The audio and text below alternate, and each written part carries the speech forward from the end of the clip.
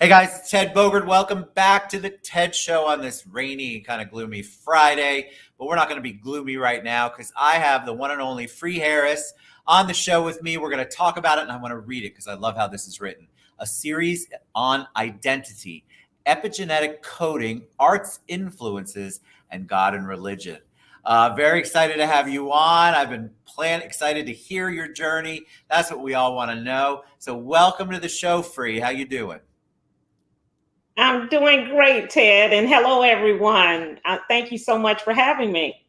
I'm very excited. I think you've So, got a lot to talk about. So I want to take a deep dive. But before we do that, I was telling you that the audience wants to know about you. They love an origin story. They kind of want to know a little bit about your journey. So can you share some 411 on that for us? sure. What's nice about it is that I had to learn who I was myself, and I suspect that's true of anyone who arrives from.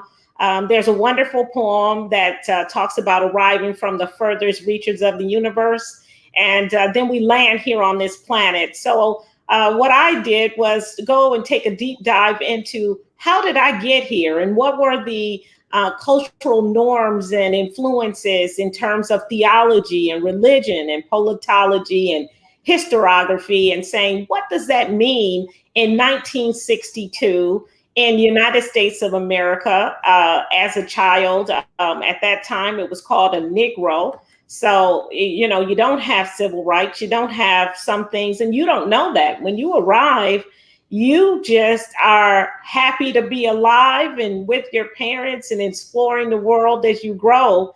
And then you come to find out that there's some very real barriers that are there, and you don't know if you can or how to give voice to it. Certainly at 3 and 5 and 7, you don't understand what these things mean.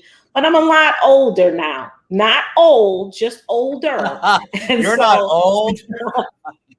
You're young at so heart. You're I young. I suspect, just like everyone else, we're just trying to make meaning of what's going on. So my journey has been that, in terms of understanding who I am in my family, in my community, what gifts am I bringing to the world, and then going about the process of unmuting myself as a woman. And I suspect that a lot of people have these identity crises, if you will, or trying to understand what does it mean to be a woman? Even men now. I used to love the commercial, the worldwide sports. The thrill of Yes. victory, the agony of defeat. Well, that announcer had a nervous breakdown very early in that particular series, and it was taboo to even talk about mental illness or mental wellness. And so, who made these rules up? Who decided that Great you question. couldn't Who speak did? your truth? Yeah, so I would call these, from a religious standpoint, we would identify them as principalities and powers and rulers of darkness and wickedness that seek to bring us into a place of shame. I've learned over the years that, how people used to say shame on you, and I would always reply, shame off me, shame off me. I I have a love right that. to speak. Yeah. So when they say shame on you, when you say shame off me, there's a reason why Jesus died for my sins. He took all that off me. I now can speak my Amen. truth. And so that's been the journey of who I am. And I recognize that much of what history has taught me about myself, in terms of not wanting to have a career. Well, I've been a banker pretty much my entire life, and now I'm a developer. And when I grew up, there were no leading people in the banking industry. And still today, I would say you'd have a better chance of finding a unicorn running in the wild than to seeing a woman at the head of a Fortune 500 company.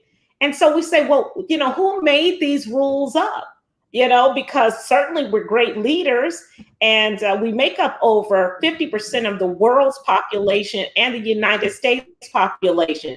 So with these kind of numbers, you'd think we'd have a stronger voice. Is that and why yet we you? do Is not. that why you tell them about? We had a bunch of people ask if your name is free. So talk a little bit about the journey of that, because I love this. I'll let you tell the story, but this is part of you developing and growing and challenging and feeling. Talk about your name, free. Yeah, well, actually, it is a changed name. So I figure that when I decided to accept my true identity as who I was, certainly my last name is indeed my last name. But as I evolved, the word free came into very clear focus that I'm free to speak my truth. I'm free to show up openly and honestly and authentically and vulnerably to be able to allow people to see me as who I am, not the visual that you may interpret me to be, but as a spirit that shows up in a fleshly existence, seeking to know others as we just sojourn this short period of time on earth. So yeah, When you it is changed it, changed. when you decided free was it, did it change your perspective and outlook immediately just by adopting that name? Was it empowering? Was it you took your power back? Is that sort of the whole thought process behind the word free as your name? Well, actually, it came as I was writing. It was part of the research and writing process. And so, as I began to talk about things that were taboo, then I started recognizing that I'm free to say whatever I need to say. I'm free to openly share what is going on. And so, when I kept identifying as I am, which is a very strong statement by itself, it emotes the word of God, I am. And so when I got to I am, what was the next word that came was free. I'm free. And so it's scripturally based.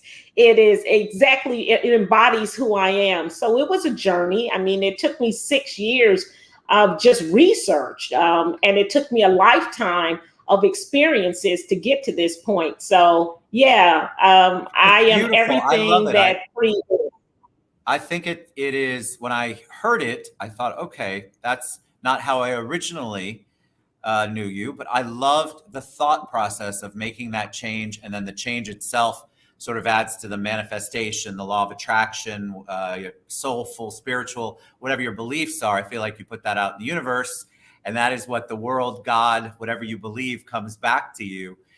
So I love it, by the Yeah. way. And I want to ask, because I didn't look it up, but the very first part of your series on identity, the term that you use is epigenetic coding.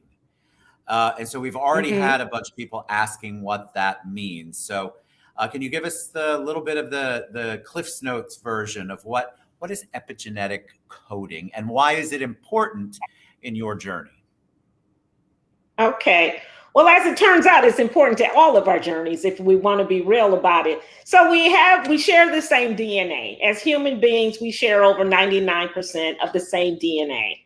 So what makes us unique? It happens to be our memories and the memories of our ancestors and what is actually going on in terms of experiences throughout our lives. And so our epigenetic coding happens to be, quite frankly, who we are at the cellular level based upon the experiences that we have had, as well as those of our ancestors. And you may find that interesting, but for those of you who are listening, think about it this way.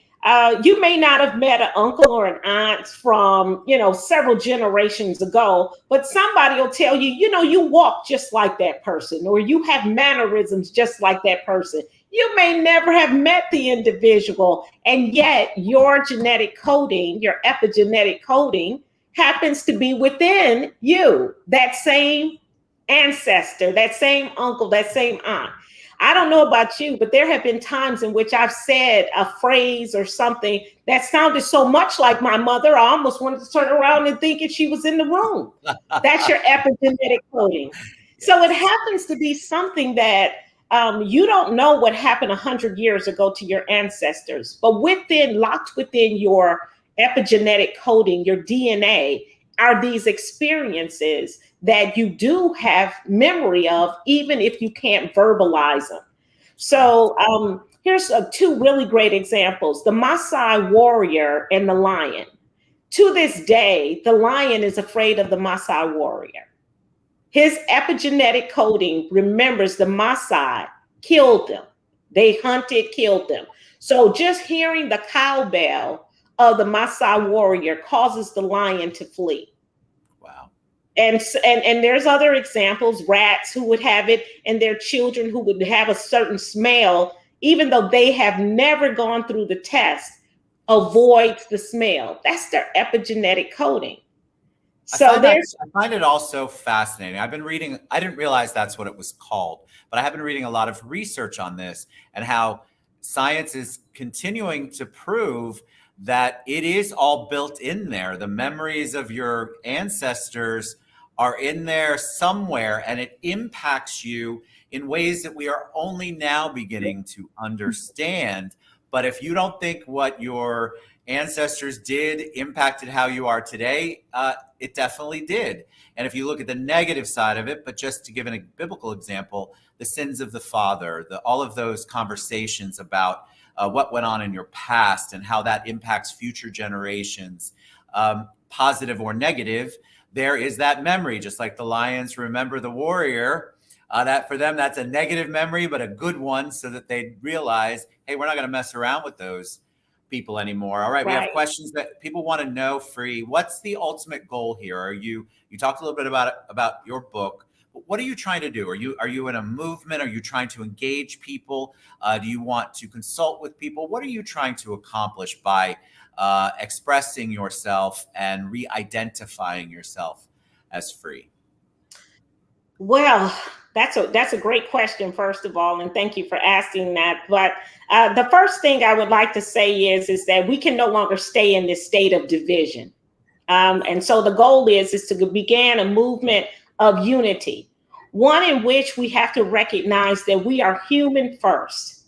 And whatever we may think in terms of our epigenetic trauma and things that have happened in the past that maybe we can't even give voice to, or we don't want to speak outside of those comfortable rooms, we must be willing to give voice to it and to begin the long journey back to loving not only one another, but most especially every aspect of who we are. So in talking about what it means to be who we are, I would ask the readers to go back and just discover what was going on when you arrived on this planet, and why do you think you made the decisions that you made, and what was going on at that time. You know, I arrived in Hamtramck, Michigan, which is a small Polish community, and my first school was called Kosciuszko.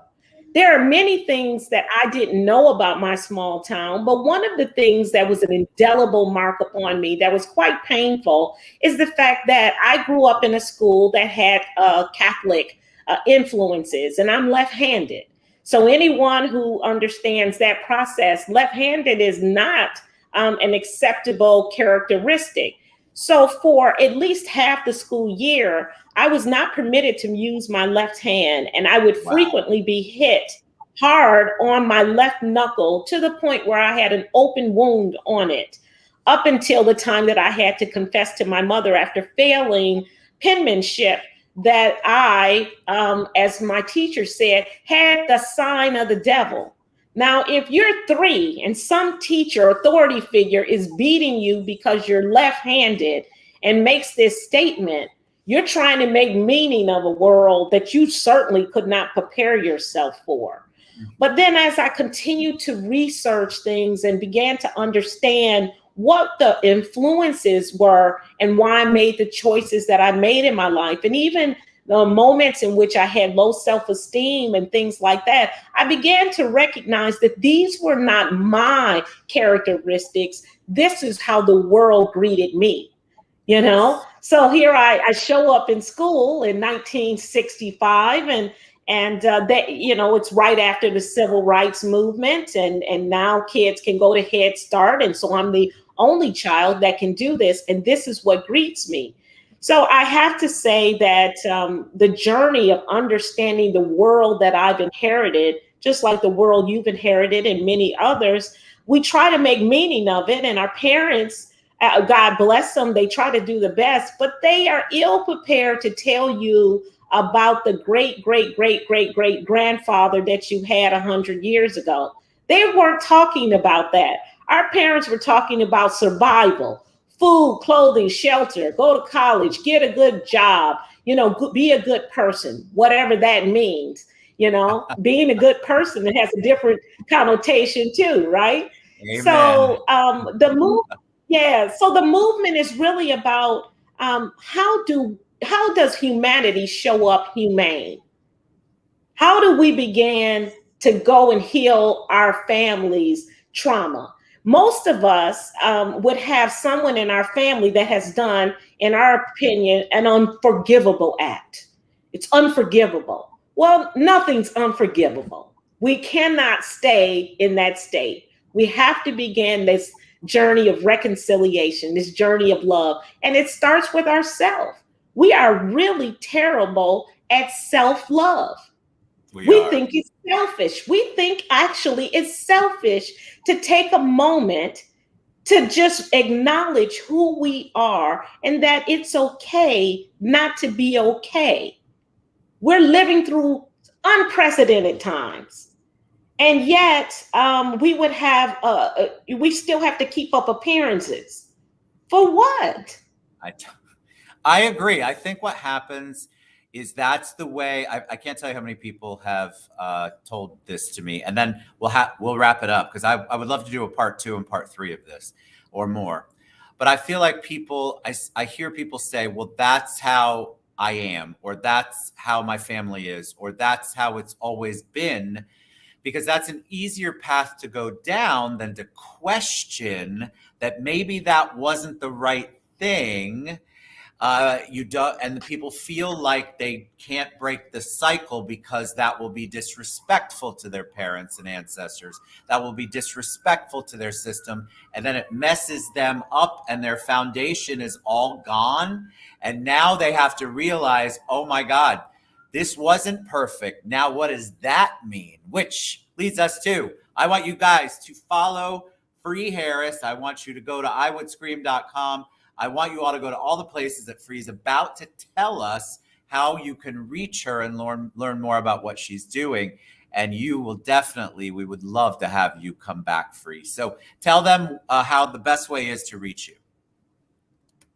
Okay, well, the best way to reach me is free@iwouldScream.com. You can send me an email. And one of the things that I am currently teaching is about Nell Harper Lee. Most people don't talk about her, but she is a civil rights juggernaut. And I have come to love her and what she has done in a time in which women simply didn't have a voice. And when they did, it was silenced. And then I turn around and I find out such amazing things about her. So I'm teaching a story about her and what it looks like and what she feels like contextually. And I just love her. And Go Set a Watchman is one of my favorite stories about her. It was her first novel. And so if you're interested in learning more about our history through film and through literary works, just let me know and join me so that we can talk about this wonderful woman called Nell Harper Lee.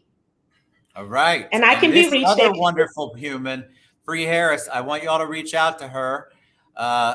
iwouldScream.com, free@iwouldScream.com. I've tagged her in everything. We have lots of people who want to learn more. So please reach out to Free. Reach out to me if you can't get a hold of her. And yes, my friends, we will have Free back on. Thank you for sharing your heart and your soul and your journey with us. Please, please come back. And I am so honored to have you on the show, Free. Thank you. Anytime. God bless you. Thank you so much. God bless you. All right. Y'all reach out to